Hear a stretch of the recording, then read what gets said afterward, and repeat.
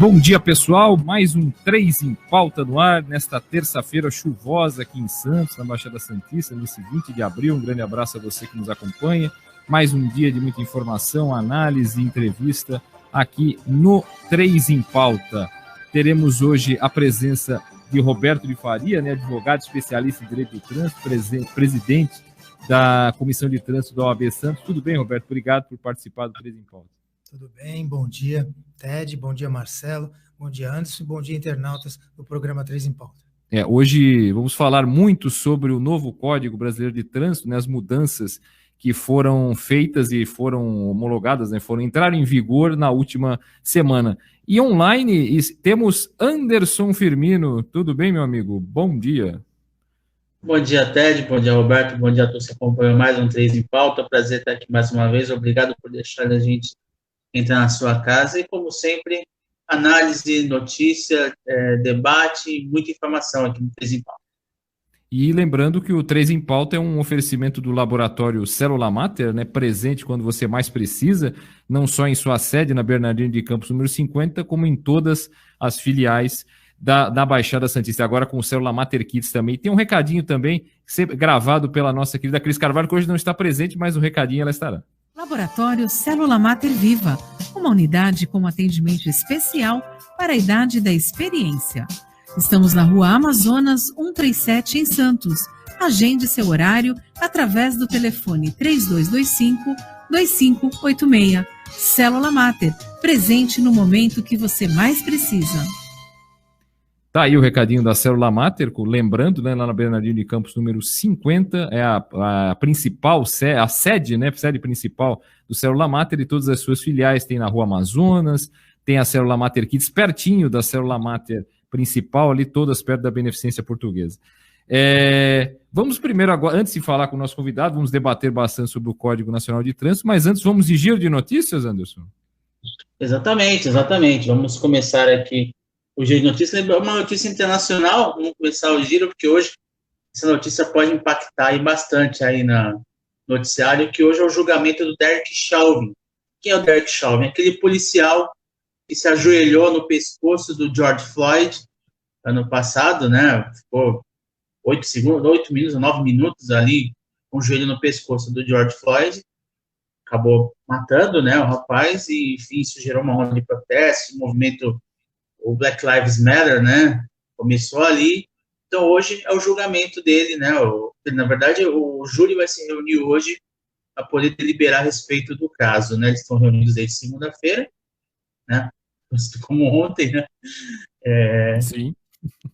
Mas é importante o caso aí. O júri é composto por 12 pessoas, sendo 6 brancos e 6 multirraciais, entre eles negros, Enfim, é uma decisão aí que vai gerar bastante controvérsia, porque qualquer decisão que não seja a condenação total, a pena máxima do Derek Chauvin, que se negou a depor, ele não quis prestar depoimento durante o júri, se negou a falar, com o direito dele, enfim, mas pode gerar nova onda de protestos, enfim, a situação bastante complicada lá nos Estados Unidos, então isso aí vai permear o noticiário hoje, junto do Derek Chauvin, que é acusado do homicídio do George Floyd. Aliás, quando aconteceu o caso também, o noticiário perdurou por vários dias, não só pelo ocorrido, mas justamente pelos protestos, justamente o que pode acontecer, como você bem disse, caso, em especial em caso de não condenação, vamos ver quais serão as reações, a verdade é essa. Tem uma outra notícia aqui, vamos abrir aqui o famoso link, para dar aquela ajudinha.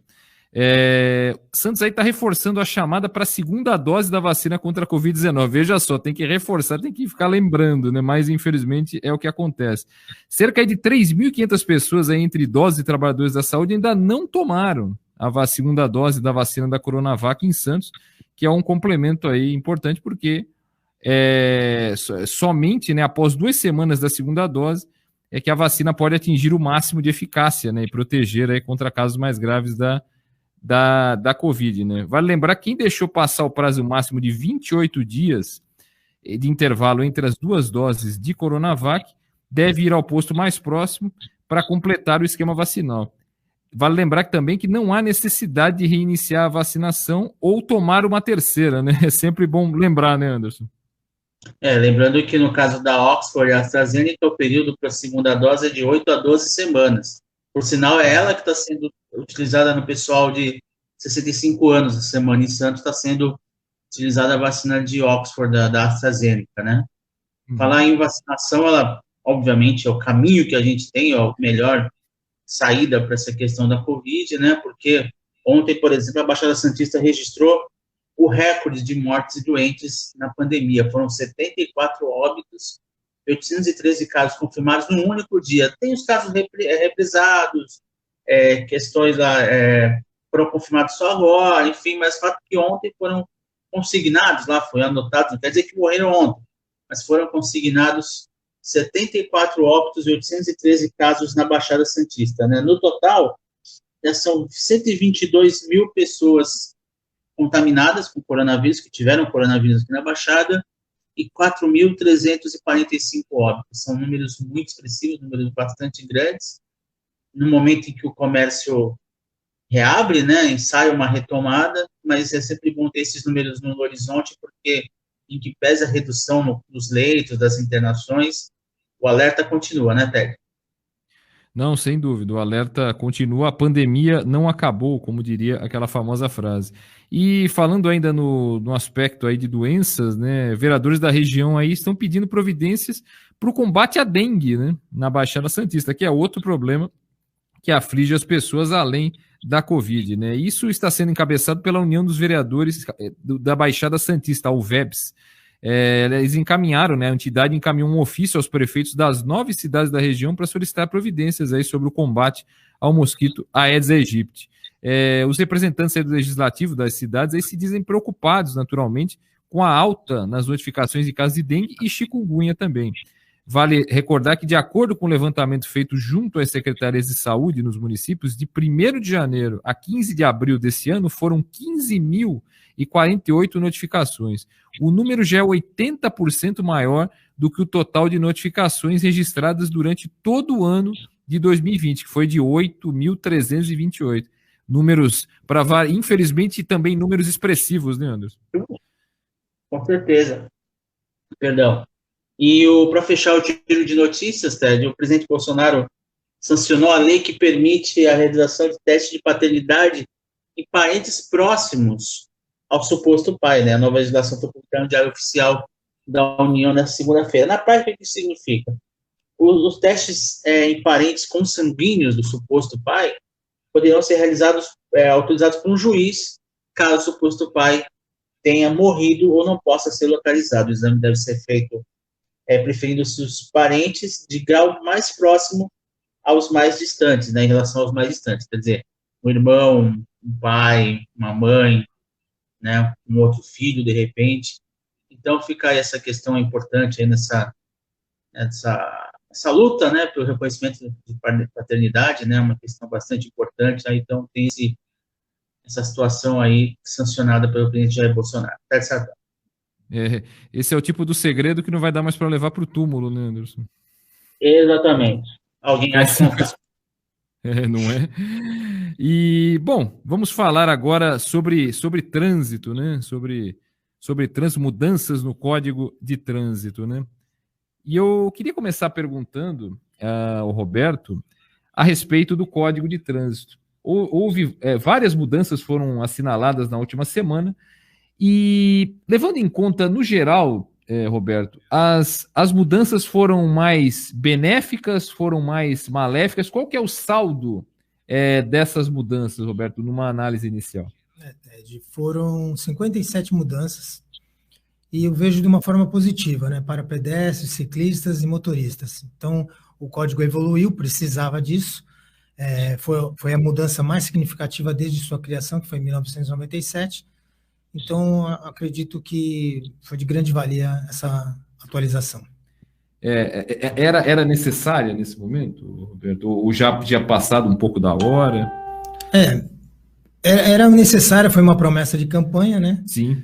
Do presidente Jair Bolsonaro, e ele tem que fazer no seu mandato. Então, ele fez. O projeto inicial não era tão bom, com as alterações realizadas pelo Congresso, ele ficou mais justo. Privilegiou bastante o bom motorista. Isso é importante. Anderson, alguma primeira pergunta aí para o Roberto Faria? A primeira pergunta para o Roberto, que talvez gere mais dúvidas, né, é a questão da pontuação da carteira, né, porque agora passa para 40 pontos, mas tem uma série de nuances aí quanto à punição, quanto ao acúmulo de pontos. É que o Roberto explicasse para a gente melhor. O Anderson pergunta a respeito dos novos critérios de pontuação, agora 40 pontos, e causa, como lembrou o Anderson na pergunta, várias nuances aí acerca das infrações, da pontuação. E aí a gente queria que o senhor desse uma explicação geral a respeito dessas mudanças. O que mudou, como é que está agora, enfim. Como era antes e como está. Antes era, independente da gravidade, era 20 pontos, né? Então, o condutor atingia 20 pontos, já tinha que cumprir, já tinha que responder o processo de suspensão, e cuja pena mínima era de 6 meses. Hoje ficou uma forma escalonada, então aquele condutor que não cometer nenhuma multa gravíssima, o limite fica 40 pontos. O condutor que cometeu uma multa gravíssima, 30 pontos. E o condutor que cometeu 2 ou mais, o limite ficará 20 pontos. Então ele escalonou e agravou, né, na verdade, manteve os condutores que cometerem multas gravíssimas, ficarão com o sarrafo mais baixo, né? Teriam o limite só de 20 pontos. Isso, na tua análise, Roberto, isso é um benefício, de repente, para o bom motorista? Porque, aparentemente, parece que a coisa fica igual, né, em razão da gravidade das infrações e, por conseguinte, da quantidade, ou acaba dando tudo no mesmo, no fim das contas? Não, na verdade, o que as pessoas... o que na prática acontecia? Muitos processos, muito fácil atingir 20 pontos, você tomava multa médias, né? Por exemplo, 4 pontos, 5 vezes 4, 20, estourava e respondia da mesma forma que a pessoa que cometeu 3 infrações gravíssimas. Então, ficou mais justo dessa forma, porque quem comete pequenas infrações, o limite fica maior, então fica para 40 pontos. Então, isso privilegia, porque... A pessoa, pequenas infrações, multa grave, multa média, o limite fica 40 pontos, então é mais difícil atingir. Agora, aquele infrator contumaz, que sempre atinge 40, 50 pontos, aquele será punido exemplarmente. Da mesma forma, o motorista que cometer 2 ou mais gravíssimas, o limite será 20 pontos. Então, eu vejo com bons olhos. E agora também teve uma alteração que, para os motoristas profissionais que exercem atividade remunerada, o limite será 40 pontos, independente da gravidade da pontuação. Os motoristas se justifica, né, porque o motorista profissional está mais exposto, está mais tempo no volante, então ele terá esse benefício ao seu favor. Antes da próxima pergunta do Anderson, né? Vou ler alguns recadinhos aqui. Marcelo Dias, bom dia, um ótimo programa a todos. Darlan Júnior, um abraço da Darlan. Roberto Faria, um dos melhores profissionais e um dos caras mais incríveis que conheço. Parabéns, Darlan. Um grande abraço. Dando mensagem para você. A Arminda Faria, olha aí, já tem uma promessa aqui. O Roberto vai ser o futuro presidente da Casa de Madeira. Oi? Armindo, perdão, eu li errado aqui. Armindo. Armindo Faria, Roberto vai ser o futuro presidente da Casa da Madeira. Armindo é suspeito, é meu primo. Teu primo? Ele foi presidente. Faria, lógico, pô. Foi excelente presidente da Casa da Madeira, hoje presidente do Conselho. Um grande abraço. E o Darlan também fala que você jogava muito. Falando para mim, onde você jogava mesmo? Você jogava em que posição? Eu era goleiro. É mesmo? Goleiro de futebol de salão. Não passava nada, então? Eu jogava, modéstia à parte, eu desempenhava. Salão mesmo? Mas você jogou profissionalmente ou só de brincadeira? Joguei profissional. É mesmo? Em quais times você jogou? Joguei aqui em Santos na Marvel. Marvel, Ozan, Perdigão, Bordon, Atlanta, né? Comecei no Atlanta. Portuários da Alpes, eu passei por vários times aqui. Maravilha. Pô, Anderson, temos além de um excelente advogado de trânsito aqui, temos um grande goleiro do futsal aqui, viu? Poxa vida, essa faceta do Roberto eu não conhecia. E um convidado potencial para o canal Só Esportes, né? Pois é, né? Exatamente. O Anderson está lembrando aqui que a gente tem um canal chamado Só Esportes, e qualquer hora a gente vai entrevistar o Roberto para ele falar da sua carreira no gol, né? No gol do futsal. Diga lá, Anderson. Qual é a sua próxima questão?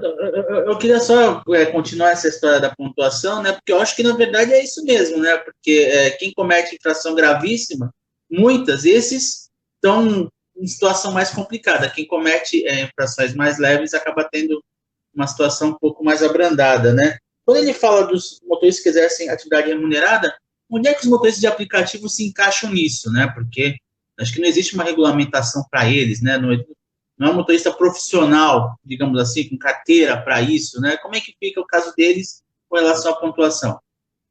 O Anderson pergunta a respeito, quando o senhor falou dos motoristas com atividade remunerada, né? Onde se encaixam os motoristas de aplicativo nesses casos? Porque muitas vezes são motoristas que, teoricamente, não têm a carteira profissional e saem também. Isso aí eu estou incluindo, não é na pergunta do Anderson, mas certamente tem a ver.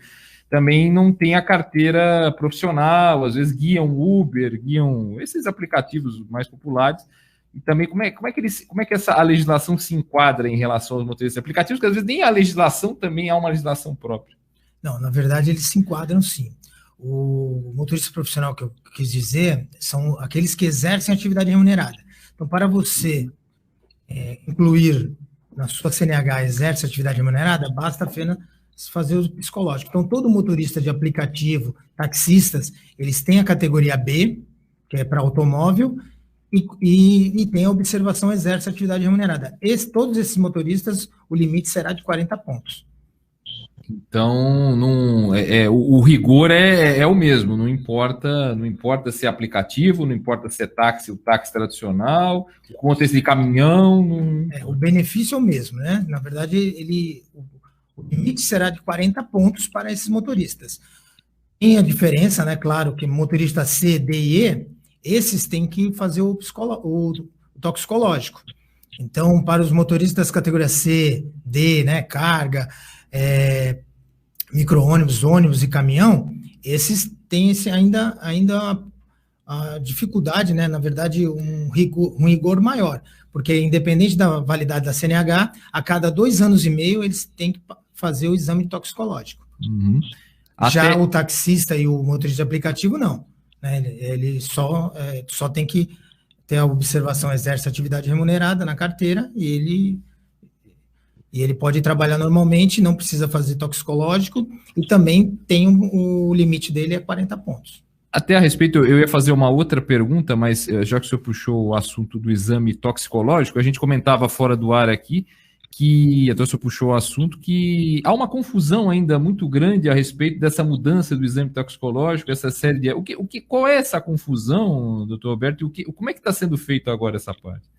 A confusão se dá pelo seguinte: a pessoa não tem a informação de quando ela fez o último toxicológico, porque já existia essa regra de a cada 2 anos e meio, porém não tinha sanção. Então, muita gente não fazia. A maioria sem saber da data e não havendo sanção. Exatamente. Então, ele acabava fazendo só na renovação da carteira. Uhum. Então, a resolução, agora foi dia 12, o CONTRAN editou a resolução 843, que ela determina o seguinte: para os condutores C, D e E, cujo toxicológico venceu até dia 12/4/2021, essas pessoas, elas têm, se ela dirigir esses veículos que necessitam da categoria C, D e E, elas têm até 12 de maio para realizar o exame toxicológico. 12 de maio desse ano. Isso. Tá? Sob pena de ser flagrado dirigindo com o toxicológico vencido há mais de 30 dias, tomar uma multa de R$ 1.467 e ter 3 meses de suspensão, condicionado ao exame negativo, à realização do exame negativo. Agora, a pessoa que está com o exame toxicológico vencido até 12/4, mas não dirige van ou caminhão, né? Não dirige nenhum. Não exerce atividade remunerada. Não exerce, pode até exercer, pode ser um taxista que tem a categoria D, por exemplo, existe muito, porém não dirige o veículo que necessita da D. Uhum. Dirige só o automóvel. Sim. Então, essa pessoa não tem a necessidade de correr para fazer logo. Por quê? Ele não vai ser flagrado dirigindo um veículo, ele vai ser flagrado dirigindo um táxi, então ele não precisa correr com isso. Agora, as pessoas que o exame toxicológico venceram depois do dia 12/4, esse sim, se ele dirige veículos que necessitam da categoria ou tem a multa que for flagrado, claro, mas tem a multa de balcão que a gente fala, né? É uma terminologia que a gente usa muito. Quando ele for renovar, ele será multado por não ter feito no prazo correto. Então, a multa também é 1.467, 3 meses de suspensão. Então, essa é a dificuldade do pessoal entender. E o que acontece é a falta de informação. Então, o único jeito de saber quando ele fez o toxicológico, não consta na carteira, né, isso, e nem na certidão de prontuário, ele tem que baixar a carteira digital, e lá na carteira digital tem essa informação. Ele ligando o Detran, por exemplo, se ele ligar para o Detran, o Detran não informa isso? Não informa. Então, já está sendo questionado isso, fizemos um ofício que tem que deixar essa informação disponível, né, o princípio da publicidade. De maneira mais fácil, né? Exatamente, porque tem muitos condutores que não têm o QR Code na carteira, né? Então, o único jeito de baixar a carteira digital é você ter o QR Code no verso da carteira. Então, só as carteiras mais recentes que têm essa disponibilidade. A taxa, antes até da pergunta do Anderson, uma curiosidade minha, a taxa é muito baixa de pessoas que têm a carteira nacional de habilitação digital? Eu não sei te informar, mas deve ser bem reduzida. Uhum. Anderson Firmino. Então, eu quero aproveitar e perguntar para o Roberto a respeito, para fechar essa questão da pontuação de carteira, etc., né? Que nos últimos anos, até em função da legislação antiga, a prática da venda de pontos, né? O pessoal compra a pontuação da sua carteira, etc., era muito recorrente, embora não fosse algo legalizado. Você acha que, de alguma forma, essa indústria também de comprar pontos, etc., também vai ser coibida aí em função da nova legislação? O Anderson pergunta se essa nova legislação ligada aos pontos vai acabar coibindo essa indústria que existe, tipo de compra de pontos, ponto para lá, ponto para cá. Isso coíbe de alguma forma ou não?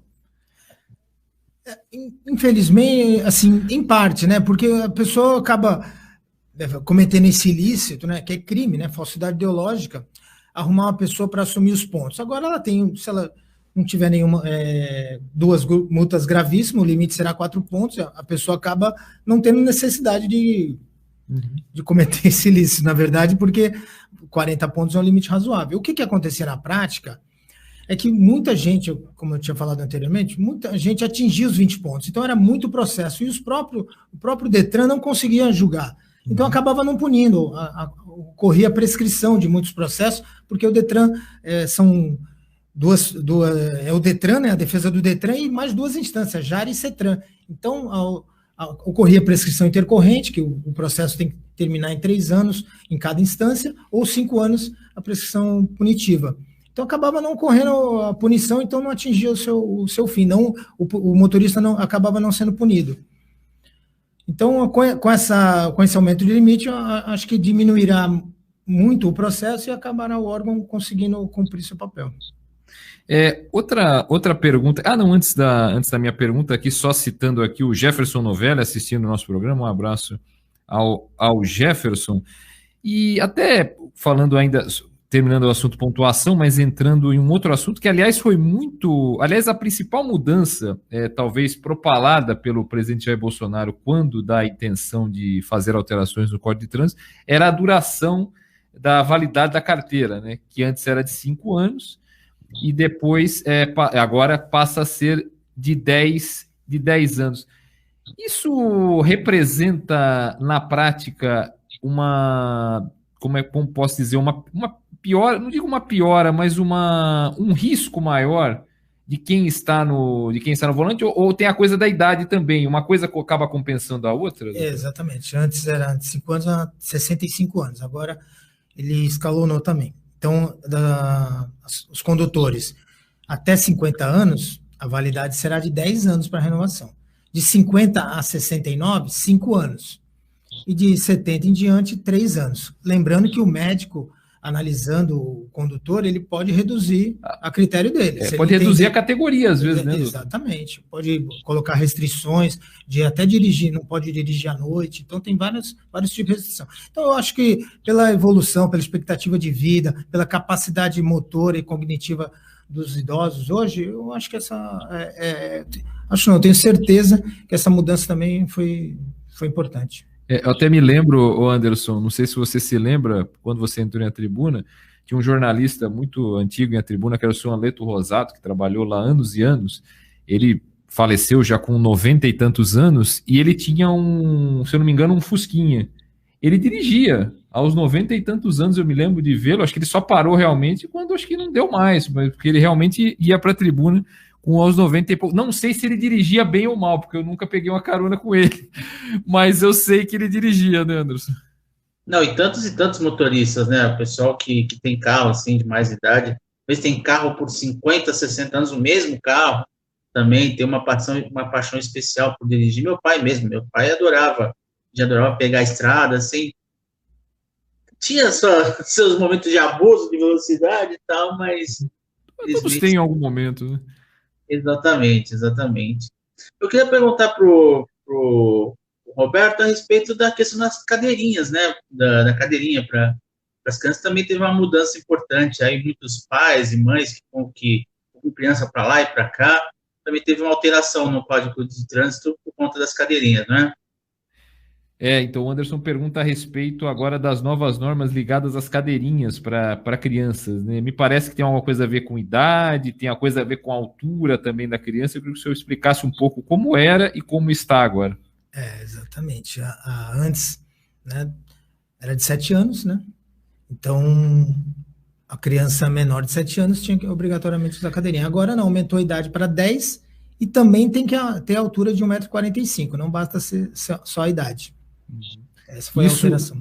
Isso, na sua visão, Roberto, também é um ganho, porque as crianças de 10 anos e tal já querem ter um pouco mais de, digamos, de independência, 10, 11 já muito mais, mas isso de repente, falando na família, né, isso fica mais difícil também, ó filho, tem que pôr na cadeirinha, porque senão a gente vai ter para as crianças de 10 anos, né, assim, tá aqui o assento de elevação também, né, então a cadeirinha é mais para criança com menos idade.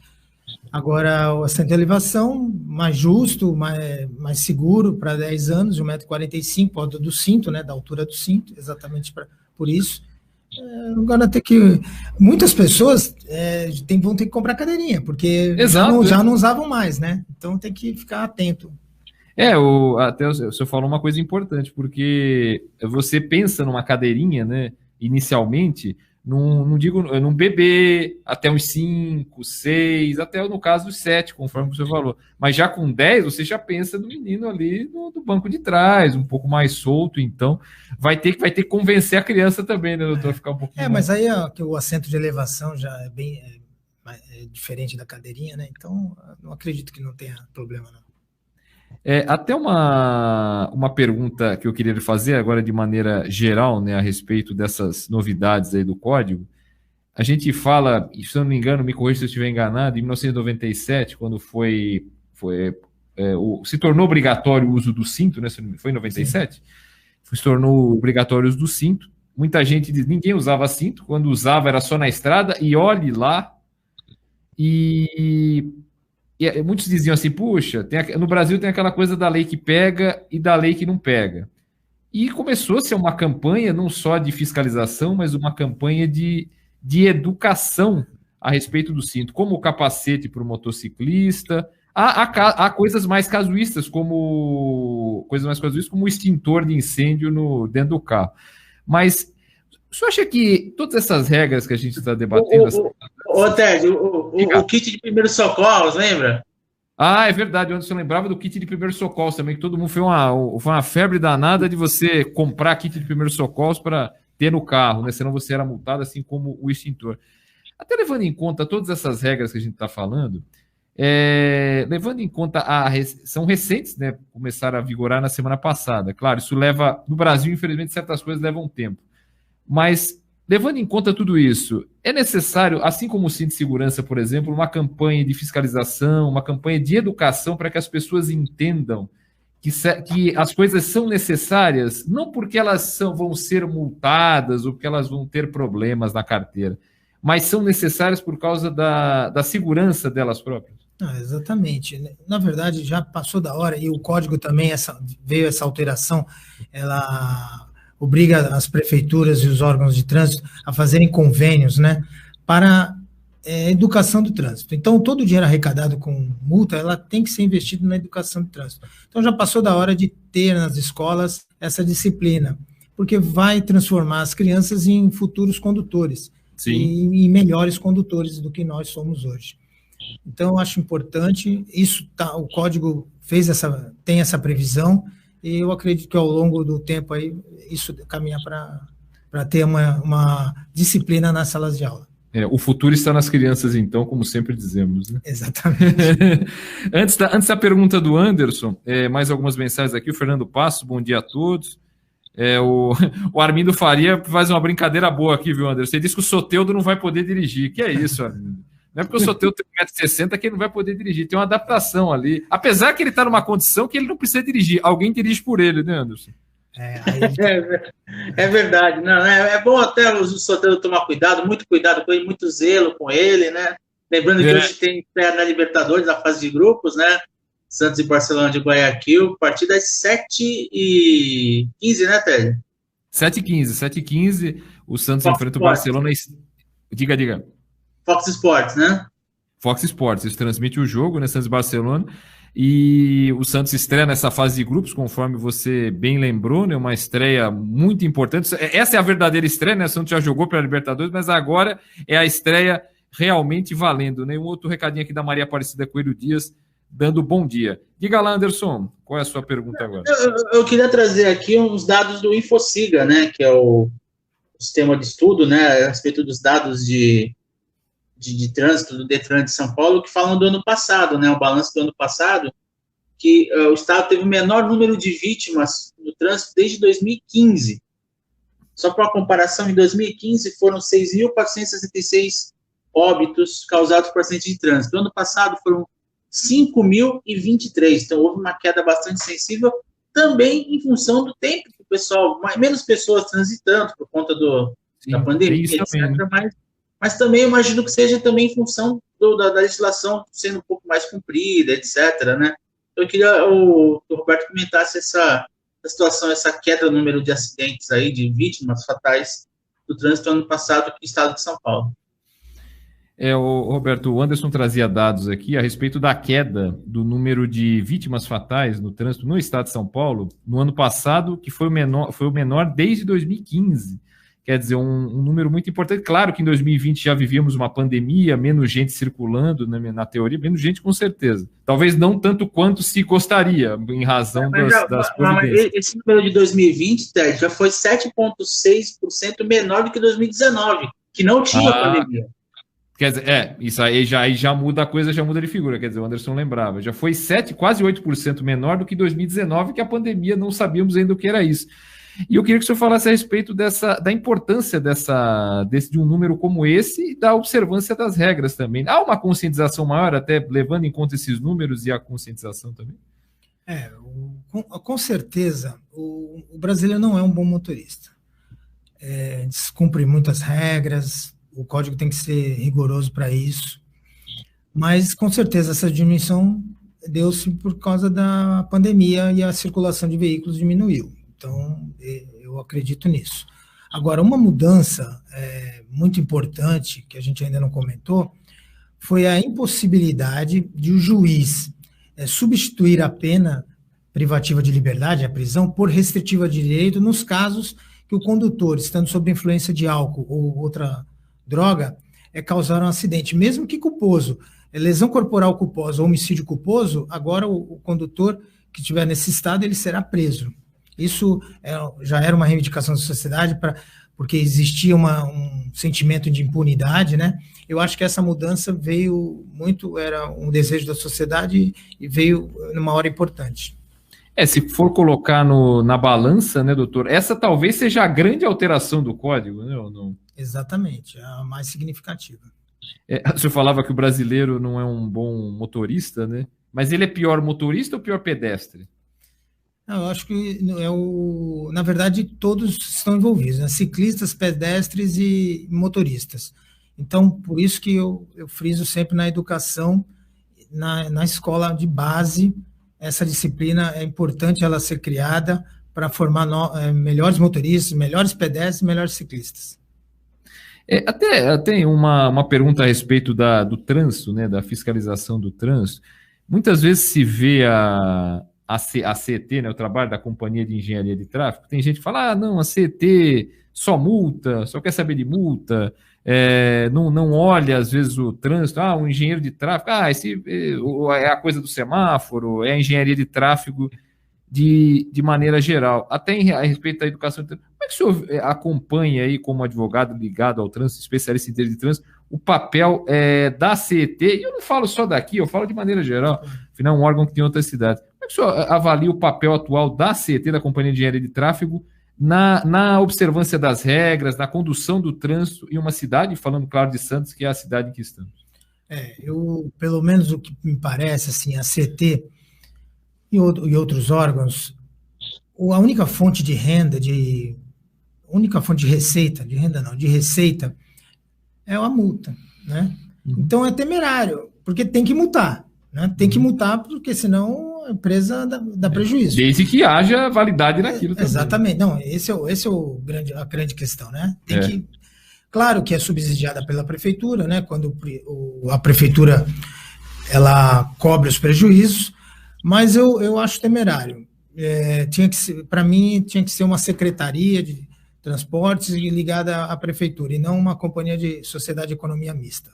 Mas há grandes companhias de sociedade de economia mista que geram o trânsito, né? Então, esse assunto já está ultrapassado. Mas, assim, ela tem que investir mais em educação. Eu não vejo a transparência em relação a quanto a CET gasta em educação. Ela é obrigada a investir o dinheiro em educação. Eu vejo muito pouco, ou pelo menos, ou a publicidade da CET está deficitária, que não divulga isso, ou realmente investe muito pouco. Eu fico imaginando que antigamente, antes de existir a CET, o senhor vai lembrar, antes o policial tinha autoridade para multar, né, se não me falha a memória. Imagine agora o policial com tantas atribuições, tivesse que ter essa atribuição também. Ele continua, né, o policial... Continua, de certa forma. Ele tem... Porque antes havia antes não existia a CET, então era só ele. Exatamente. Existem as multas que são competência do Estado, né, que só... Por exemplo, um licenciamento vencido, né? O agente da CET... quando eu falo aquelas multas de rua mesmo, né? Então, vulgarmente, a gente chama multa de chão, né? Então, existe o policial militar, ele pode aplicar, ele tem um talão da CET com ele, que é o convênio da prefeitura e o Estado, e tem o talão do Estado. Então, ele usa, de acordo com a competência da infração, ele usa um talão ou outro. Então, ele pode multar as multas de competência do município, sem problema nenhum, que é a competência concorrente, e ele aplica as multas. E os agentes não, os agentes só aplicam as multas de competência do município. Perfeito. Anderson Firmino. Bom, só dando mais alguns dados aqui do InfoSiga, né, do balanço 2020, trazendo para a gente aqui, para a nossa região, no comparativo 2019 com 2020, na Baixada Santista, a queda do número de óbitos no trânsito foi de 11%, né? A região que teve uma queda mais sensível do estado foi Presidente Prudente, com 30%. E a que teve um aumento foi a região de Itapeva, com 55% de aumento, né? E dessas 5 mil e tantas mortes registradas em 2020, segundo o InfoSiga, 1.899 foram de motociclistas. Então, diante disso, eu queria perguntar para o Roberto as alterações do código com relação aos motociclistas, né? Que são sempre um ente muito frágil do ecossistema do trânsito, né? Digamos que é o mais frágil ali, junto. Na verdade, o mais frágil é o pedestre. Talvez, né? Isso para quem está com veículo, né? Exatamente, mas dos que estão motorizados, digamos assim, o motociclista talvez seja um dos mais frágeis desse ecossistema. A compensação também tem muitos que abusam demais. Eu queria que ele falasse das alterações aí do código com relação aos motociclistas. O Anderson traz até mais dados a respeito das vítimas aí, né? Das quase 6 mil, quase 2 mil foram envolvendo motociclistas, né? E ele pergunta, aliás, é uma pergunta muito, muito importante, o que o código traz de novidades com relação aos motociclistas? Motociclistas, a falta de viseira, que antes era uma multa suspensiva, que por si só já instaurava o procedimento de suspensão, e agora sem viseira é uma multa média. Da mesma forma, a viseira em desacordo, que era uma multa leve, passou a ser média. Então, ele regularizou essa parte. Sem capacete, a multa continua suspensiva. Não mudou nada. Continua suspensiva. A infração é gravíssima, né? É gravíssima. Infração gravíssima e autossuspensiva. Basta ela para instaurar o procedimento de suspensão. E perde a carteira? Tá? Isso, aí responde o processo de suspensão, pode ter a carteira suspensa. Uma outra alteração, farol, né? Farol também, ele deixou, a multa de farol deixou de ser suspensiva. Antes a pessoa não acionava o farol da moto, aquelas motos mais antigas. Hoje de dia ainda, né? De dia, isso. De não dia, é mais suspensiva. Eu estou falando de dia. Não é mais suspensiva. Então, hoje as motos já, né, liga a moto, da partida na moto, o farol já acende. Mas tem motos mais antigas, você tem que ligar o farol, acender o farol. Então, não é mais suspensiva. E acho que essas duas foram as mais. Então, tem muitos motoqueiros que estão respondendo processo por farol, por multa de farol, eles vão ser beneficiados com a alteração legislativa, porque a multa nova vai retroagir para beneficiar. Vai retroagir? Da mesma forma, os motoristas que estão com pontos, por exemplo, 35, e estão respondendo processo, ainda não tem uma decisão transitada em julgada no âmbito administrativo, a lei nova vai retroagir e beneficiar. No caso, ela retroage, mas a pontuação é que volta ou a decisão volta ao início? Isso que eu não entendi. Não, na verdade, assim, se você tem hoje 35, por exemplo, né, 35 pontos, está respondendo, está se defendendo lá, o processo seu está na Jari, vai ser extinto o processo porque não existe mais interesse do Estado em punir, tendo em vista que a nova lei aumentou o limite para 40 pontos. Então, mesmo a infração tendo sido cometida sob a égide da lei anterior, ele vai ser beneficiado porque, como envolve restrição de direitos, tem que incidir princípio de direito penal, então a lei nova retroage para beneficiar o infrator. Isso já teve um parecer do CETRAN e agora com a resolução 844 de 2021, ela já regulamentou isso. A discussão vai ser, aquele motorista que já tem uma decisão transitada em julgado, já está com a sua CNH bloqueada, pronto para cumprir a suspensão, esse vai ter que procurar, eu entendo também que a lei nova deve retroagir, mas esse deve procurar o judiciário para se valer do seu direito. Procura um profissional habilitado, advogado que milita nessa área, e pode procurar o judiciário para tentar não cumprir a suspensão. Perfeito. Diga lá.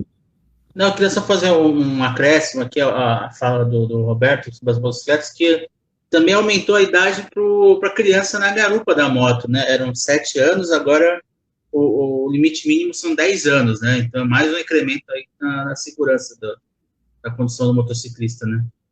O Anderson lembrava que também uma outra mudança foi o aumento da idade da criança na garupa da moto, de 7 para 10, agora 7 anos para 10. Bem lembrado, Anderson. Também, como no carro, né, na cadeirinha, a criança agora terá que ter 10 anos e condições de prover sua própria segurança. Então, exato. A pessoa que tem, um exemplo, uma criança com 10 anos, mas tem alguma deficiência mental, por exemplo, não poderá ser transportada na motocicleta, na garupa da motocicleta. Exatamente. Tem uma pergunta aqui do Fernando Passos. Nem todas as multas são comprovadas pelos órgãos competentes. Com tanta tecnologia, essa prova não deveria ser obrigatória? A prova da multa, né, no caso, da existência da multa. Hoje tem... que, na verdade, o condutor acaba não recorrendo. Muitos não recorrem, né? Perdem prazo, não sabem como. Exatamente. Então, sempre aconselho. Primeiro, a prova-chave, né? Você tem que solicitar a cópia do auto de infração. Então, aquela multa que chega para você, né, a notificação de autuação, que também mudou o prazo, né? Antes ela tinha... você recebia, tem 30 dias para chegar às suas mãos. Na verdade, outra alteração no código. E você só tinha 15 dias para indicar, ou para fazer a defesa de autuação. E hoje não, agora mudou para 30 dias, ficou melhor para o condutor, o proprietário. Agora, ele tem que solicitar, né, como eu estava falando, solicitar a cópia do auto de infração, que é o início do processo administrativo. Ali pode ter algum erro de preenchimento, algum descumprimento pelo agente, uma falha no auto de infração, que isso pode anular a multa e, se não for alegado, muito dificilmente o órgão anulará de ofício, mesmo sabendo. Deveria, mas não faz. Então, assim, o principal é o condutor, o proprietário que receber o auto de infração, a notificação da autuação, solicitar junto ao órgão a cópia do auto de infração, aquela a guia da multa, né, que o agente preencheu. Isso é importante para o direito de recorrer começa ali. Agora, tem muitos órgãos que isso já está disponibilizado na internet, então ficou mais fácil agora, né? Então é importante a pessoa solicitar isso.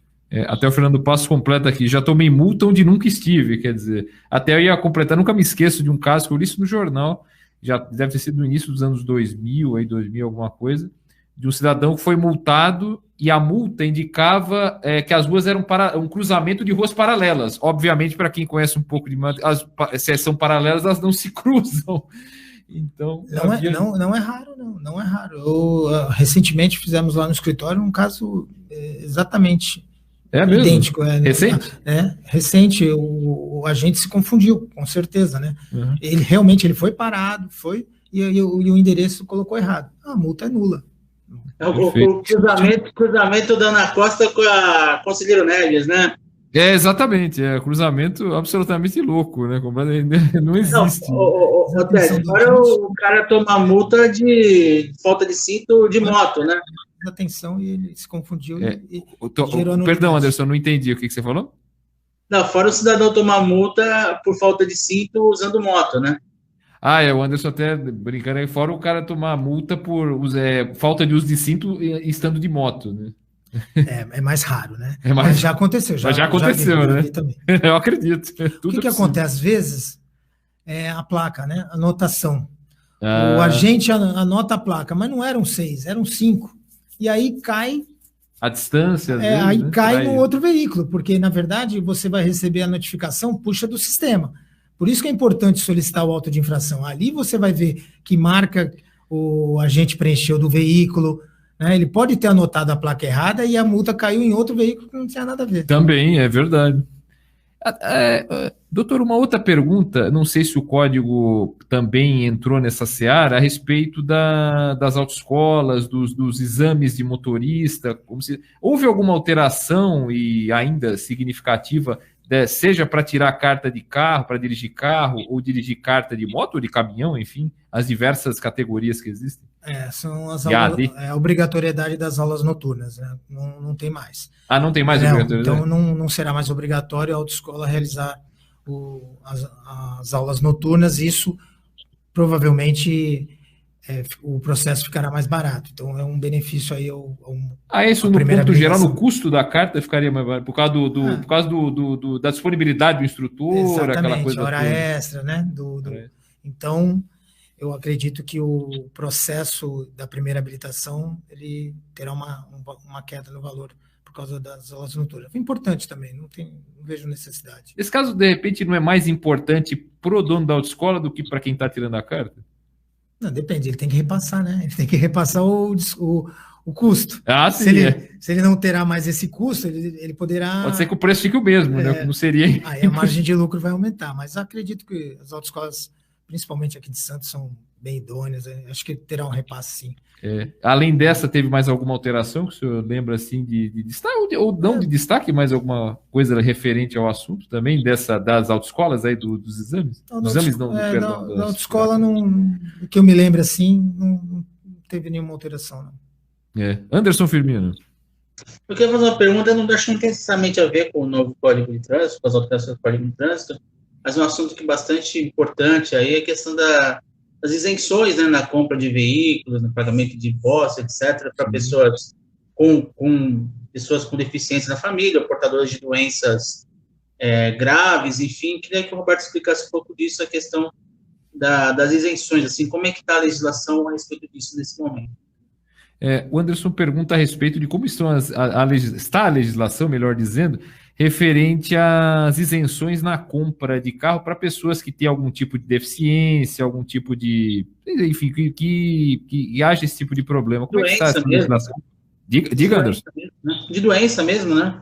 Ah, sim, caso de doença também, outro tipo de doença. Como é que está essa situação, doutor? Está bem triste, né? Porque, na verdade, houve tiraram os direitos das pessoas com deficiência. Então, o governador do estado, João Dória, em 2020, ele editou um decreto, que esse decreto ele retroagiu para a data do convênio, 26 de julho de 2018, e ele prorrogou o prazo, que era de 2 anos para 4 anos. Então, até pessoas que já tinham passado esses 2 anos, já tinham vendido o carro, ficaram prejudicadas porque não conseguem comprar o carro novo. Isso foi uma arbitrariedade que está sendo questionada na justiça e está perdendo todos os casos, né? O Estado está perdendo, o juiz está entendendo que não pode retroagir para prejudicar o contribuinte. A outra mudança, da mesma forma, né? O presidente Jair Bolsonaro criticou as medidas adotadas pelo governador, mas fez a mesma coisa, editou uma medida provisória que também prorrogou para 4 anos o IPI e limitou o valor a 70 mil. Então, muita gente procurando a justiça, porque já se passaram os 2 anos e não conseguem comprar outro veículo. Agora, a principal lei que prejudicou e foi com aval da Assembleia Legislativa foi a do IPVA. O que o governador fez? Ele mandou um projeto de lei para a Câmara, que foi aprovado, restringindo a isenção de IPVA só para aqueles deficientes.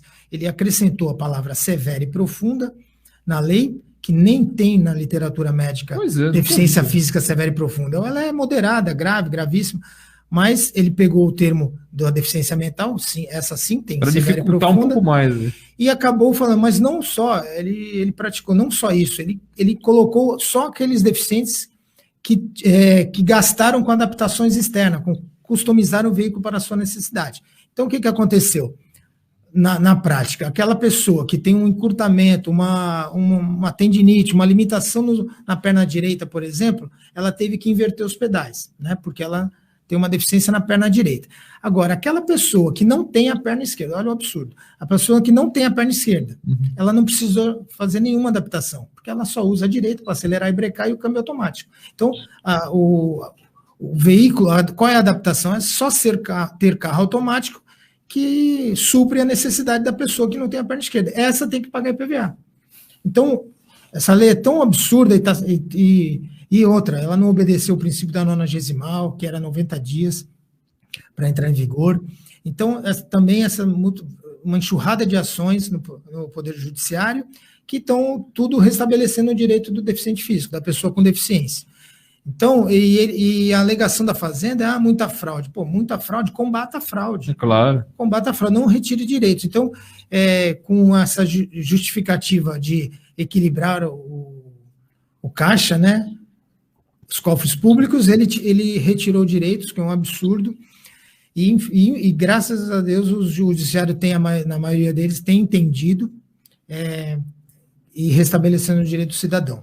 O Ministério Público também entrou com uma ação civil pública, mas, ao meu ver, o pedido é só que faça o recadastramento adequado, ele não pede a manutenção, então as pessoas vão ter que se valer das ações individuais. Será que é algo que pode retroagir em termos de lei, tipo voltar ao que era antes? Será que é possível diante de tantos problemas?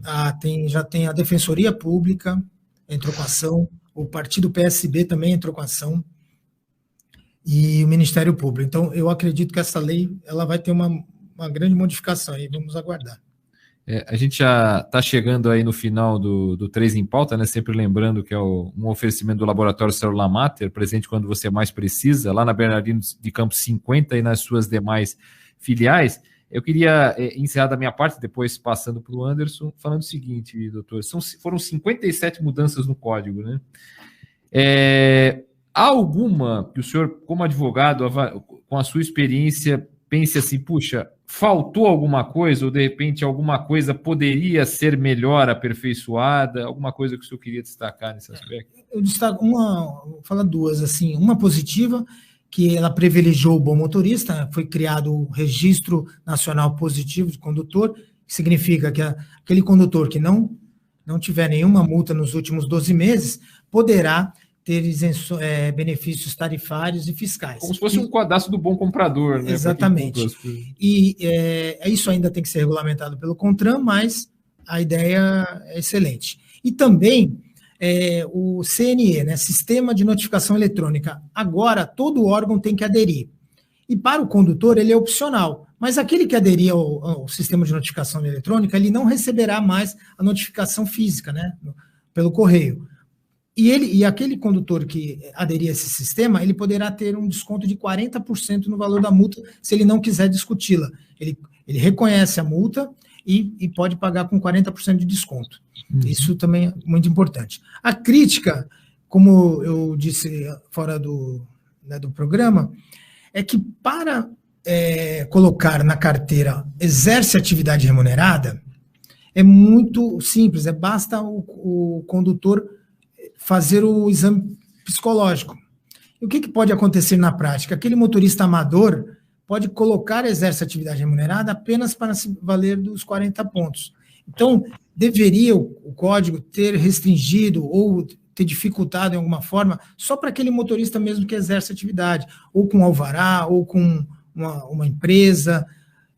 Agora ficou muito simples. Então, eu acredito, já está acontecendo, muitos condutores, vai no despachante, vai no poupa-tempo, apenas para colocar exerce atividade, para se valer do limite de 40 pontos. Isso é a minha crítica em relação a essa mudança. Uma coisa o código não tirou, o jeitinho brasileiro, né? Exatamente, deu essa brecha aí. Eu acredito que agora quem vai ficar feliz isso são os psicólogos do Detran, que vão fazer bastante exame. Os exames vão aumentar. Com certeza. Anderson Firmino, mais uma pergunta para o Roberto? Eu tenho uma última pergunta para ele aqui a respeito do recall, né? Que parece que agora, para poder fazer fugiu a palavra agora, o licenciamento do carro, tem que comprovar que aquele carro passou pelo recall, quando é o caso de algum carro que foi necessário fazê-lo, né? Só vai ser liberado a renovação, né? O licenciamento mediante a comprovação de que foi feito o reparo. Eu queria que ele comentasse essa alteração. O Anderson pergunta a respeito da mudança que, para se conceder o licenciamento para um carro que teve que passar por algum recall, o proprietário tem que confirmar, tem que comprovar que foi feito aquele recall para que o licenciamento seja liberado. Aí pede um comentário. O Anderson bem atento. O que acontece? Antes já existia essa inclusão no cadastro do veículo, mas também não tinha penalidade nenhuma. Entendi. Então, não era cumprido. Então, hoje, quando a montadora chamar para o recall, o veículo que não for, vai ser colocada vai inserir essa restrição no cadastro do veículo e ele ficará impedido de licenciar o veículo. Então, depois de um ano, né, se ele não fizer o recall, ele não conseguirá licenciar o veículo. Também foi importante essa mudança. Consequentemente, fazer transferência também, né? Aí o Anderson lembra também que isso vale para as transferências também, né? Sim. Também sempre tem que comprovar. Tem que fazer o recall. Agora vai ter que fazer o recall. E segurança, né? Se está chamando para o recall é porque é um item de extrema necessidade. Então, a montadora só faz isso. Exatamente. O proprietário ele tem que ter a noção de que isso é importante até para a segurança dele. Maravilha. Gente, mais um 3 em Pauta chegando ao final, né? Sempre lembrando para o Laboratório Célula Mater, presente quando você mais precisa, lá na Bernardino de Campos, número 50. Agradecendo ao Roberto de Faria, advogado, especialista em Direito de Trânsito, presidente da Comissão de Trânsito da OAB Santos. Muito obrigado, viu, doutor, pela atenção, pela disponibilidade com o 3 em Pauta. Eu que agradeço, Ted, foi um prazer estar com vocês. Um grande abraço ao Marcelo e ao Anderson aí com as perguntas sempre pertinentes. Obrigado. É isso aí. Anderson Firmino, aquele abraço, hein? Um abraço, Ted. Antes de encerrar, eu queria só ler uma notícia rapidinho aqui, que o Brasil caiu 4 posições no ranking de liberdade de imprensa. Esse ranking é da Repórter Sem Fronteiras. O Brasil está em 111º lugar, ali juntinho de países como a Guiné, como a Bolívia, como a Indonésia. Então, parabéns aos envolvidos que acham que trabalho de jornalista não é sério e acabam ameaçando, tornando a nossa profissão tóxica, perigosa por conta disso. Enfim, parabéns aos envolvidos. É a chamada hashtag Bolsonaro curtiu, né? para ser bem sincero. Em resumo, é isso. Pessoal, mais uma vez, muito obrigado pela atenção, por acompanhar mais um 3 em Pauta. Amanhã, feriado, temos 3 em Pauta. Anderson Firmino estará no estúdio aqui, Anderson, né, com o Sérgio Williams, né? Eu estarei online e Sérgio Williams, jornalista, historiador, vai falar muito sobre a história de Santos e sobre uma campanha, o blog que ele tem, o Memória Santista, que está passando por uma campanha muito importante aí de fomento para que ele cresça ainda mais, né, Anderson? Exatamente. Amanhã o programa vai ser bem legal. Amanhã é feriado, dia de Tiradentes, né? Dia 21 de abril. Isso. Mas o papo vai ser bom, vai ser papo de história, papo de iniciativas ligadas à preservação da memória, né? Então, acho que vai ser um papo bem interessante aí para animar o feriado dos nossos ouvintes. E até amanhã, gente. Até amanhã. Pessoal, aquele abraço. Até amanhã com mais um 3 em Pauta. Tchau, tchau.